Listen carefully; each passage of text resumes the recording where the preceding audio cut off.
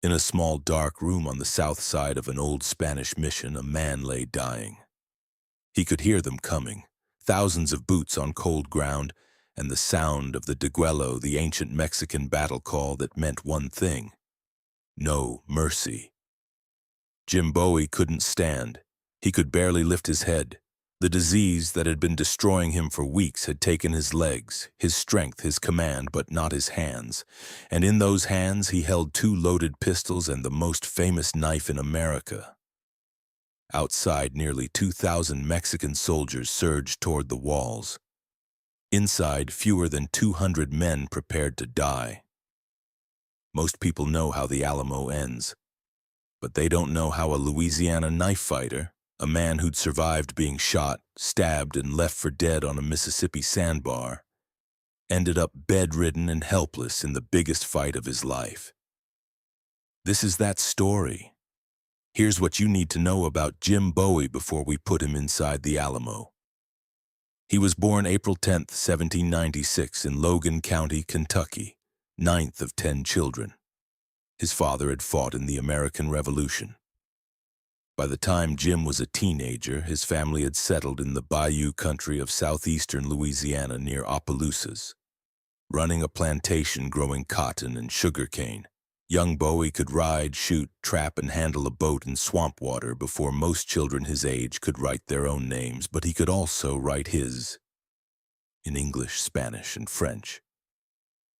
He wasn't uneducated, he was frontier educated, which is a different thing entirely. By his 20s, he stood over 6 feet tall with reddish hair and gray eyes. Polite, charming, and the kind of man you did not want to cross. Now here's the part most versions of this story leave out. Starting around 1818, Bowie and his brother Rezin made their first fortune buying enslaved people smuggled into Louisiana by the pirate Jean Lafitte, then reselling them through a legal loophole at enormous profit. It was technically legal, it was morally bankrupt, and it funded everything that came next. The land speculation, the reputation, the legend. We're telling you this because the truth matters. Jim Bowie was not a simple hero. He was a complicated man who did terrible things and extraordinary things sometimes in the same year. That's not an excuse. That's the record. The event that put Jim Bowie's name on the map happened on September 19, 1827, on a sandbar in the Mississippi River near Natchez. He'd come to support a friend in a formal duel. The duel ended with a handshake. Both men walked away. But too many people on that sandbar had grudges, and someone drew a weapon. In the chaos, a political rival named Norris Wright shot Bowie in the hip. Bowie charged him with a knife. Another man shot Bowie and knocked him to the ground. Wright walked up and drove a sword cane through Bowie's chest, but the blade hit his sternum and bent. Bowie grabbed Wright by the shirt and pulled him down onto the point of his hunting knife. Wright died in seconds, shot twice, stabbed through the chest. Bowie then slashed another attacker's arm nearly off before the fight ended. The whole thing lasted 90 seconds. Newspapers from New York to New Orleans ran the story. Blacksmiths across the South started forging copies of his knife. Overnight, Jim Bowie became the most feared man on the American frontier. In 1831, Bowie married Maria Ursula de Veramendi, a 19-year-old daughter of the vice governor of the Mexican province of Texas. He converted to Catholicism, became a Mexican citizen, and by all accounts genuinely loved her. They had 2 children. For a brief moment, the wild knife fighter had something to anchor him. Then in the summer of 1833, cholera swept through Monclova, Mexico. Between September 6th and September 14th, Ursula, both children, her brother, and her parents all died. Bowie was in Natchez at the time. He didn't find out until November. Every account from this period says the same thing. The man who walked away from that news was different. He drank more. He grew reckless. The thing that had been holding him steady was gone. That broken man rode to Texas, and Texas was about to explode. By 1835, the Mexican province of Texas was a fuse waiting for a match. Over the previous decade, the Mexican government had invited thousands of American settlers to populate the region. They'd been promised land, low taxes, and self-governance under the Mexican Constitution of 1824. The deal worked. Settlers poured in, built farms, established towns. Until General Antonio Lopez de Santa Anna seized power in Mexico City and shredded that constitution. Santa Anna dissolved state legislatures, centralized authority, restricted immigration, and sent soldiers to enforce compliance. Texas wasn't the only Mexican state that rebelled. Zacatecas had already tried and been crushed. But Texas was the one packed with armed American settlers who had zero interest in bending the knee to a dictator they'd never voted for. In October 1835, when Mexican troops rode into Gonzales to confiscate a brass cannon the settlers had been given for defense against Comanche raids, the settlers aimed that cannon right at them. They hung a flag over it that read, "Come and take it," and they fired. The Texas Revolution had begun. Jim Bowie threw himself in immediately. Appointed a colonel in the volunteer army, he fought at the Battle of Conception in late October, where a small Texan force of about 90 men routed a much larger Mexican column using the terrain along the San Antonio River. Bowie proved himself as a field commander. Calm under fire, decisive and effective, his men trusted him. He led from the front. In January 1836, Sam Houston, commander-in-chief of the Texas Army, sent Bowie to San Antonio de Bexar with orders to assess the defenses at the Alamo. The Alamo was an old Spanish mission that the Texans had been fortifying. Thick stone walls, a handful of cannons, decent ground for defense. Houston's orders were clear: evaluate the position. If it can't be held, destroy the fortifications and withdraw.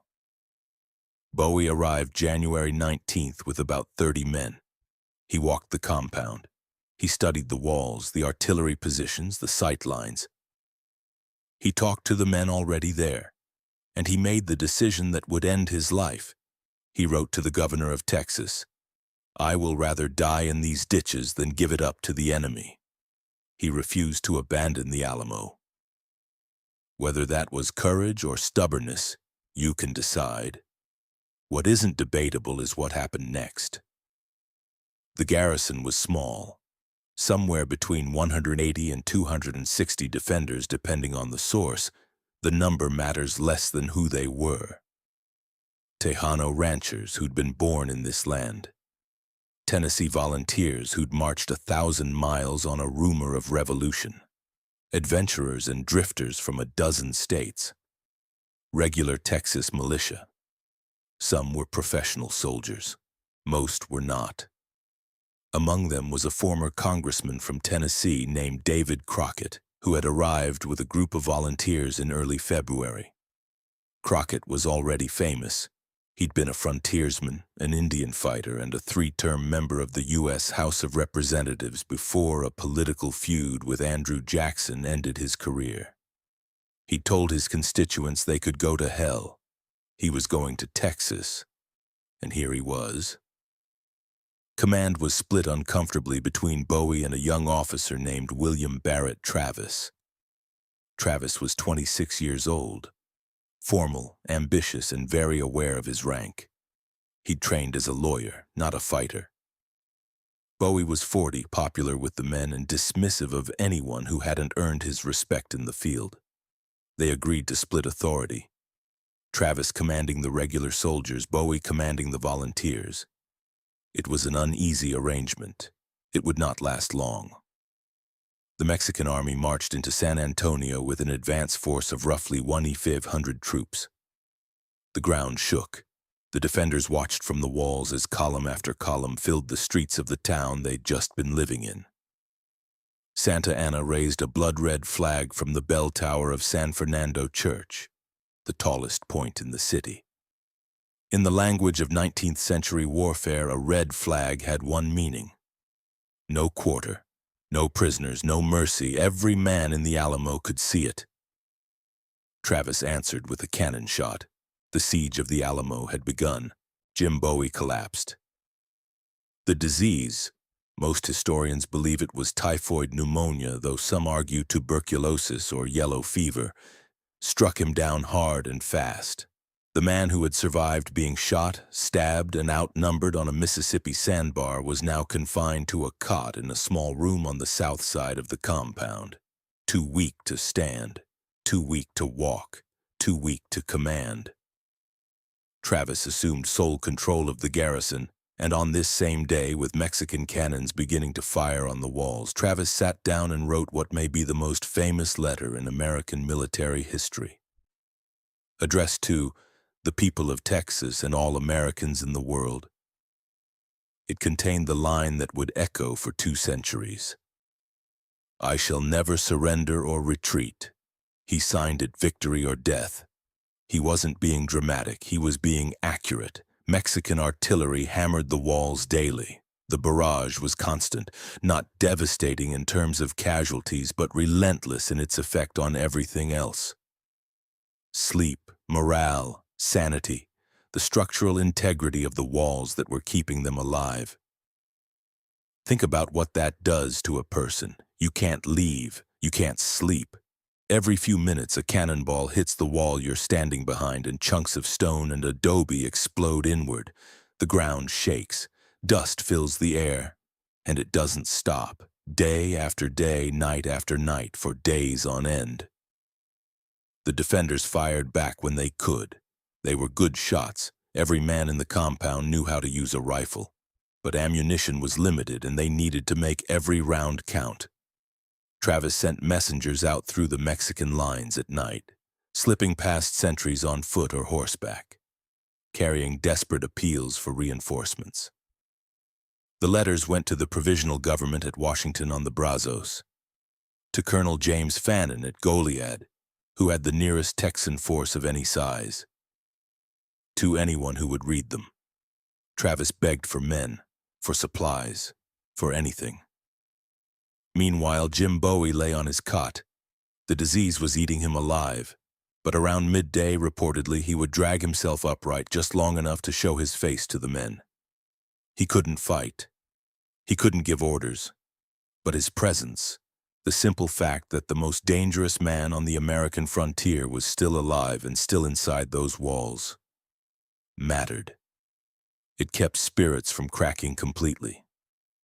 Picture that for a second. A man who can barely sit up, hauling himself vertical on a cot just so other men don't lose hope. That's what was happening inside those walls while the cannons pounded outside. 32 volunteers from the town of Gonzales, the same town where the revolution had started 5 months earlier, slipped through the Mexican lines in the dark of night and made it into the Alamo. They were the last reinforcements the garrison would ever receive. Think about what those men did. They knew the situation. They had heard the cannon fire from miles away. They knew Santa Anna had the mission surrounded with at least 1,500 soldiers, probably more. They knew the odds. They could count. And they saddled their horses and rode toward the sound of the guns anyway. 32 men who came because they'd said they would. The bombardment continued without pause. The walls deteriorated visibly. You could watch the damage accumulate day by day. The north wall, which faced the most concentrated artillery fire, was crumbling. Entire sections of stone and adobe had been knocked loose or reduced to rubble. The defenders shored up the gaps with whatever they could find: dirt, timber, sandbags made from grain sacks, cowhides stretched over wooden frames. They were patching a stone fort with scraps. Water was limited.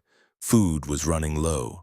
The cattle the garrison had penned inside the compound were slaughtered for meat, but there wasn't enough to feed nearly 200 men indefinitely. Every day the siege continued was a day closer to starvation, even if the walls held. And every night when darkness gave them cover, the defenders could look out from the walls and count the Mexican campfires ringing the mission. Each night there were more. Santa Anna's force continued to swell as reinforcements arrived from the south. Fresh troops, fresh artillery, fresh supplies. By the final days, estimates put the Mexican army at somewhere between 2,400 and 6,000 men. Even the low estimate meant the defenders were outnumbered at least 10-1. The high estimate meant 30-1. Travis sent out his final dispatch on March 3rd, a last raw plea for help. By this point, he had to know the truth. Colonel Fannin had started a relief march from Goliad with over 300 men but turned back after his supply wagons broke down and his oxen wandered off. The provisional government was meeting at Washington on the Brazos, 200 miles away, trying to write a declaration of independence for a country that might not survive the week. No one was coming, not in time. The men inside knew it too. They'd been counting those campfires for 10 straight nights. The ring was getting tighter. The fires were multiplying. They could do the math. According to Alamo tradition, and this is one of the most debated moments in Texas history, Travis gathered the entire garrison in the courtyard late on the afternoon of March 5th. He drew his sword, scratched a line in the dirt, and asked every man willing to fight to the death to step across it. Historians have argued about this for nearly 200 years. There is no contemporary written account of it happening. The story comes from later retellings. It may be legend. But the legend says that Jim Bowie asked to be carried across the line on his cot, and that every man in the compound stepped over. Whether the line was real or not doesn't matter much. The choice was real. No one left. That night, the Mexican artillery fell silent for the first time in 12 days. The defenders knew what that silence meant. After nearly 2 weeks of constant bombardment, the sudden quiet was louder than any cannon. It meant the guns were being repositioned. It meant the infantry was forming up. It meant the assault was coming at dawn. Every man in the Alamo spent that last night knowing exactly what morning would bring. Somewhere around 5:30 in the morning, while the sky was still dark, 4 columns of Mexican infantry advanced on the Alamo from every direction simultaneously. The Deguelo, the ancient call of no mercy, sounded across the cold Texas plain. Bugles, drums, and then the sound of 2,000 men running. The first assault wave hit the walls and got thrown back. The Texan defenders, firing from elevated positions behind the walls and from the rooftops of interior buildings, cut down hundreds of soldiers in the opening minutes. The concentrated rifle fire at close range was devastating. Bodies fell at the base of the walls. Officers screamed orders. The second wave came and faltered under the same murderous fire. For a few desperate minutes, it looked like the walls might hold. The defenders were outnumbered by an almost absurd margin, but they had elevation, cover, and every man among them could shoot. Mexican officers later reported that the accuracy of the Texan fire in those opening minutes was unlike anything they had encountered. But there were too many. Santa Anna sent in the reserves. The third wave found the weak points. Mexican soldiers surged over the battered north wall, the section that 13 days of sustained cannon fire had reduced to little more than a dirt ramp. Once the first soldiers made it over, more followed. And once they were inside the compound, the nature of the fight changed completely. It was no longer a siege. It was room-to-room killing, bayonets and rifle butts in tight corridors, knives in dark rooms. Powder smoke so thick you couldn't see 10 feet in front of you. Men fighting by muzzle flash and the sound of breathing. The training and discipline that had kept the defenders coordinated on the walls broke down into individual survival. Small clusters of men fighting back-to-back in doorways, behind overturned furniture, in corners of rooms they would never leave. Travis was among the first to fall. He was shot through the head while firing a shotgun from the North Wall battery.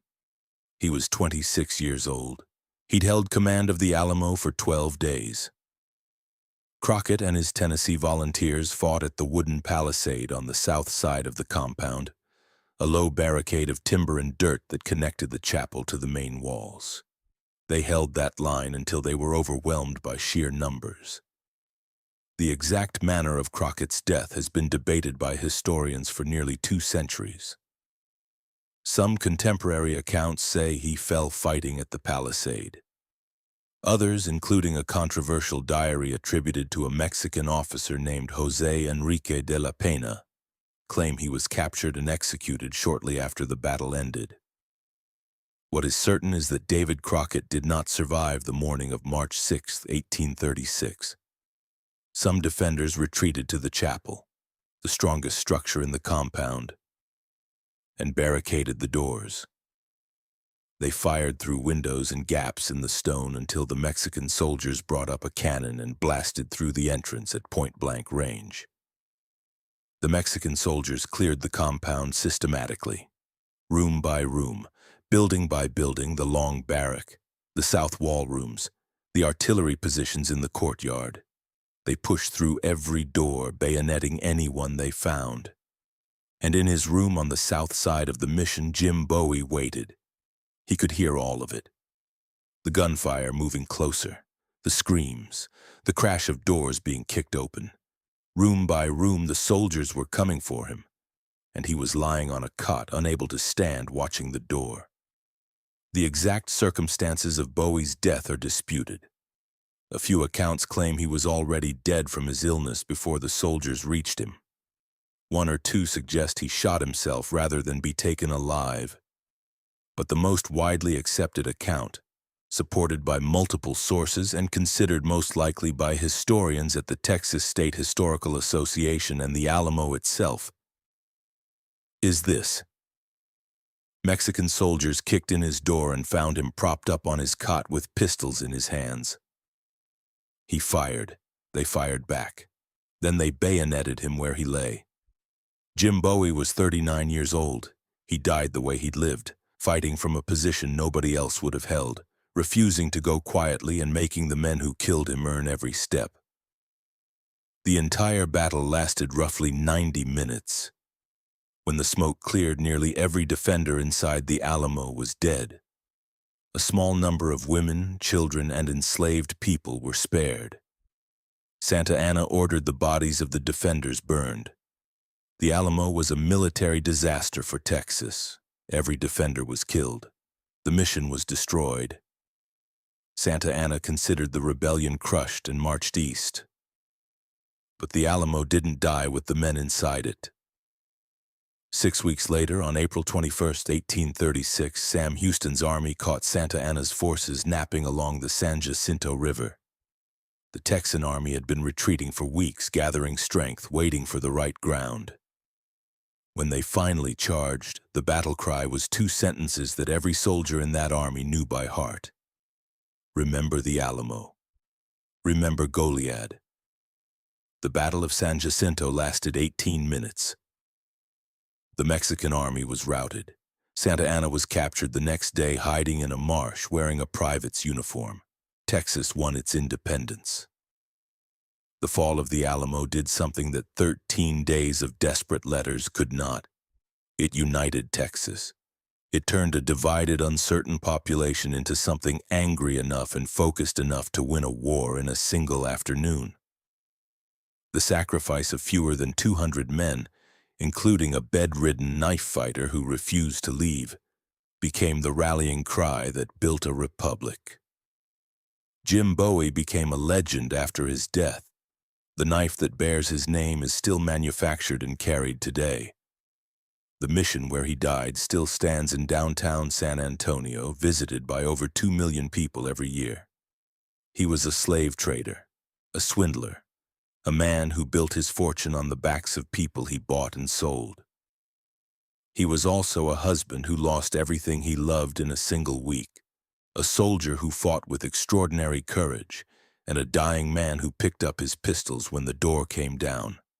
That's not a myth. That's a man. And that's the Alamo. If this story hit different than the version you learned in school, that's the point. Subscribe to Chambered in History.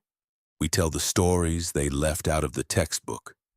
New episodes every week. Next episode, the full story of what really happened at the Alamo, from the Mexican side